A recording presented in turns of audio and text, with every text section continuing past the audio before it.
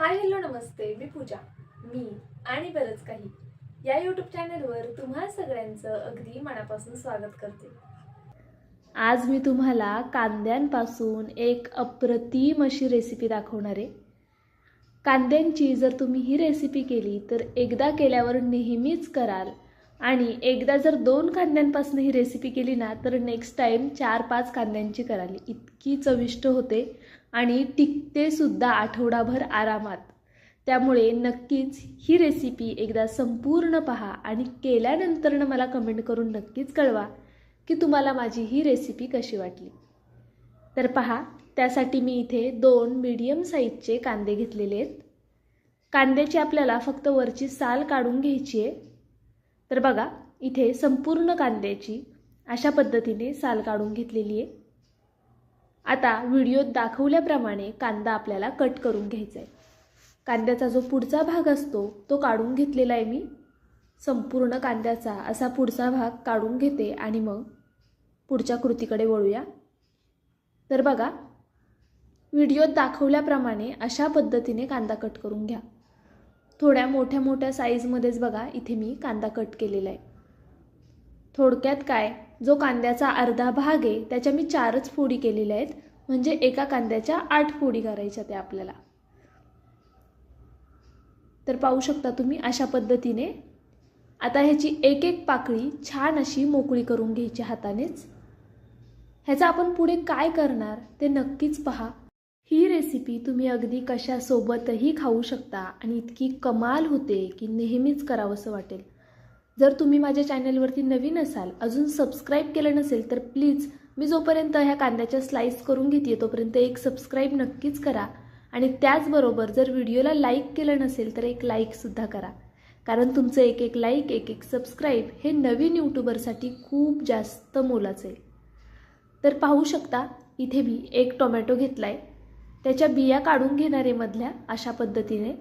Tomato cut करण्यापूर्वीच धुवून घ्यायचा. टोमॅटो मी स्वच्छ धुवून घेतला, त्यानंतर ना असा मधनं कट करून त्याच्या बिया काढून घेते. तर बघा इथे मी बिया काढून घेतलेल्या आहेत. आता आपण ह्या टोमॅटोचे सुद्धा थोडे मोठे मोठेच असे काप करून घेऊया. तर बघा, व्हिडिओत दाखवल्याप्रमाणे तुम्ही सुद्धा अशा पद्धतीनेच टोमॅटोचे काप करून घ्यायचे. आणि मी 2 कांदे घेतले होते तर त्याला बघा मीडियम साईजचा 1 टोमॅटो घेतलेला आहे.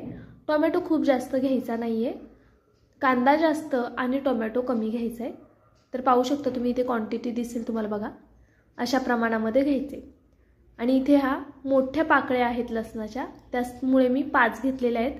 जर तुमच्याकडे लहान असतील तर 2 जुडी लसूण घ्या, म्हणजे 2 गड्डी इतका लसूण घ्यायचा आहे तुम्हाला. तर पाहू शकता आता एक चाळण घेतली आहे, पुरणाची चाळण आहे ही. यामध्ये मी लसूण, टोमॅटो आणि कांदा घालून घेणार आहे. तुमच्याकडे जर अशी चाळण नसेल तर आपली वड्या उकळायची चाळण असते ना, त्यामध्ये घेतलं तरी चालेल. किंवा तेही नसेल तर जर इडली पात्र असेल तर त्यात केलं तरीसुद्धा चालेल. आपल्याला हा कांदा छान असा वाफेवून घ्यायचा आहे. म्हणजे काय, हा वाफेवरच शिजवायचा आहे आपल्याला कांदा. मग तुम्ही कशातही घालून शिजवलात तरीसुद्धा चालणार आहे. ह्या चाळणीमध्ये जर शिजायला ठेवला तर खूप लवकर शिजला जातो, कारण की सगळीकडनंच वाफ व्यवस्थित लागते. त्यामुळे मी ह्या चाळणीत ठेवलं आहे. 2 बेडगी मिरच्या घातलेल्या आहेत मी यामध्ये. असेल तर घाला, नसेल नाही घातली तरीसुद्धा चालणार आहे. बेडगी मिरचीमुळे आपल्या रेसिपीला रंग छान येणार आहे, त्यामुळे मी बेडगी मिरची घातली आहे. खाली पातेल्यामध्ये पाणी घेतलेलं आहे आणि पाणी छान गरम करायचं आहे आपल्याला नंतरनं. म्हणजे काय, पातेल्यामध्ये पाणी घ्यायचं, त्याच्यावरती चाळण ठेवायची, झाकण ठेवायचं आणि 5 मिनटं होऊन द्यायचं. मीडियम गॅसवरती 5 मिनटं बरोबर कांदा होऊन दिला आहे. बघा, मिरची एकदम सॉफ्ट झाली आहे. ह्या चाळणीमध्ये वाफ लवकर लागते. जर तुम्ही वड्या उकळायची चाळण घेत असाल तर जरा जास्त वेळ ठेवा, म्हणजे 7-8 मिनटं तरी ठेवा. आता हा छान कांदा झालेला आहे, ह्याला जरा थंड होऊन द्यायचा आणि त्यानंतरनं मिक्सरच्या भांड्यामध्ये घालून घ्यायचे. तुमच्या हाताला सोसेल इतपत त्याला थंड करायचा. जर खूप गरम असेल तर मिक्सरमध्ये वाटताना अंगावरती उडू शकतं, त्याची काळजी घ्या. आता बघा, हे कमी आहे त्यामुळे एका बॅचमध्ये मिक्सरला असं फिरवून होईल.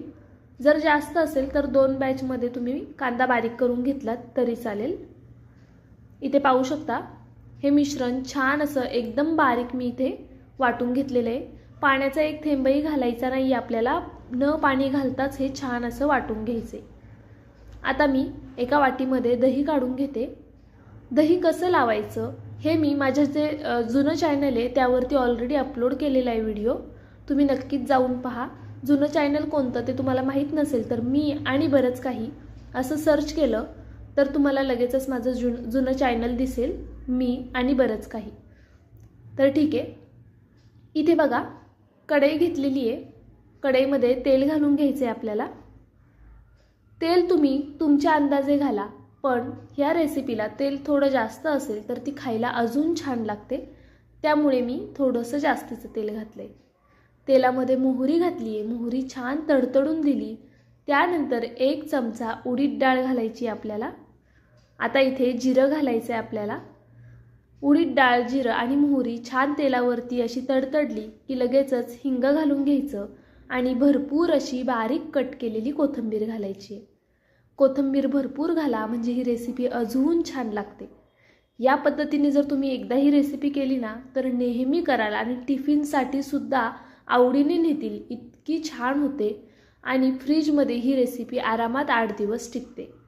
आता पुढे काय आणि कसं करायचं ते पहा. व्हिडिओ इथपर्यंत पाहिलाच आहे, अजूनही लाईक केलं नसेल तर प्लीज एक लाईक नक्कीच करा, कारण की 1 सेकंदही लागणार नाही लाईक करायला आणि सबस्क्राईब करायला. तर बघा सुके मसाले ॲड करूया. सगळ्यात आधी मी इथे हळद घातलेली आहे, त्यानंतरनं बेडगी मिरची पावडर घातली आहे आणि त्यानंतरनं लाल तिखट घातले. त्याचबरोबर आपल्याला धना पावडरसुद्धा यामध्ये घालून घ्यायची आहे. खूप बेसिक मसाले लागतात, अगदी जास्तीचे मसाले घालायची गरज नाही आहे. या बेसिक मसाल्यांमध्येच हा पदार्थ खूप जास्त चविष्ट होतो. तिखट वगैरे तुम्ही तुमच्या अंदाजे कमी जास्त करू शकता. मसाले तेलामध्ये काही सेकंद परतवून घेतले. त्यानंतरनं दही घालायचं. दही तुम्ही आधीच फेटून घेतलं तरीसुद्धा चालेल किंवा असं डायरेक्ट घातलं तरीसुद्धा चालेल. दही घातल्यानंतरनं कंटिन्यू असं हलवत राहायचं, म्हणजे दह्याच्या गुठळ्या आहेत त्या फुटतील आणि व्यवस्थित एकजीव होईल सगळ्या मसाल्यांसोबत हे दही. बघा किती छान चमचमीत दिसते ना, खूप छान लागतं खायलासुद्धा. एकदा तुम्ही नक्कीच ट्राय करा. आता आपण चवीनुसार मीठ घालून घेऊया. मीठ बेतात घालायचं, कारण की क्वांटिटी कमी आहे, आपण कांदे पण कमी घेतलेले आहेत, तर मीठ थोडं बेतात घालायचं. आता हे मीठसुद्धा सगळं एकजीव करून झालं की जे वाटून घेतलेलं मिश्रण होतं कांदा टोमॅटोचं ते घालून घेऊया. तुम्हाला हवं असल्यास तुम्ही फोडणीमध्ये सुद्धा लसूण घालू शकता, ठेचून किंवा मग बारीक असा कट करून. तो दाताखाली आला की अजून छान लागतो. जर तुम्हाला आवडत असेल तर नक्कीच घाला. आता हे छान असं मिक्स करून घेऊया. बघा अशा पद्धतीने छान मी मिक्स करून घेतले. आता एका रेसिपीमध्ये बऱ्याचदा मी 2 रेसिपी सांगत असते माझ्या जुन्या चॅनलवरती. हे चॅनल तर अर्थात नवीन आहे, त्यामुळे प्लीज सबस्क्राईब करा पटापट. खूप नवीन चॅनल आहे, लवकर आपल्याला 1000 सबस्क्रायबर कंप्लीट करायचेत. आता यावरती झाकण ठेवून छान वाफ काढून घेऊया आपण. दुसरी रेसिपी सांगते मी तुम्हाला. जर तुमच्याकडे उकडलेला बटाटा असेल ना तर या ग्रेव्हीमध्ये घाला तो आणि एक 2-3 मिनटं छान असं होऊ द्या. ती रेसिपीसुद्धा खूप छान लागते. ती बटाट्याची भाजी खूप छान लागते. सेम हीच फोडणी द्यायची, सेम सगळं हेच करायचं, फक्त बटाट्याचे काप घालायचे त्यामध्ये. किंवा जर तुमच्याकडे पनीर असेल पनीरचे काप घातले तरी चालेल, किंवा दुसरी कोणतीही भाजी असू द्या. जर तुम्ही या ग्रेव्हीमध्ये घातली ना तर तिला एक रिच लुक येणार, रिच टेस्ट येणार आणि खरंच ती भाजी खूप जास्त छान लागणार. तुम्ही बटाटा घाला, दोडका घाला वाफवून, किंवा मग अजून इतर कोणत्याही भाज्या ज्या तुम्हाला आवडत असतील ना त्या घाला. अगदी मेथी घातलीत ना ती सुद्धा खूप कमाल होईल, त्यामुळे नक्कीच एकदा ट्राय करा. तर आता बघा इथे मी ही चटणी एका ह्याच्यामध्ये काढून घेते. एक 3 ते 4 मिनटं मी होऊन दिली ही चटणी. आणि जे तुम्हाला इथे थालीपीठ दिसतं ते ह्याचा थंबनेल मी इथे दिला आहे बघा.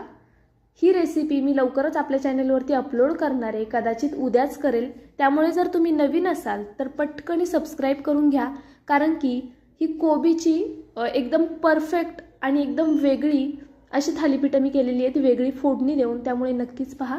आणि वरती जे दिसते कोथिंबीरीच्या देठांपासनची रेसिपी, त्याचेसुद्धा मी थालीपीठ केलेले आहेत, ते सुद्धा ह्या चटणीसोबत खूप जास्त छान लागतात.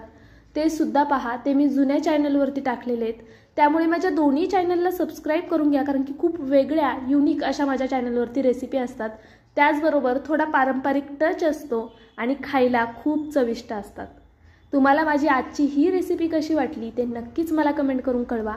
नवीन असाल तर जाता जाता सबस्क्राईब करा आणि लाईकसुद्धा करा. उद्या भेटूया पुन्हा एका नवीन रेसिपीसोबत. बाय.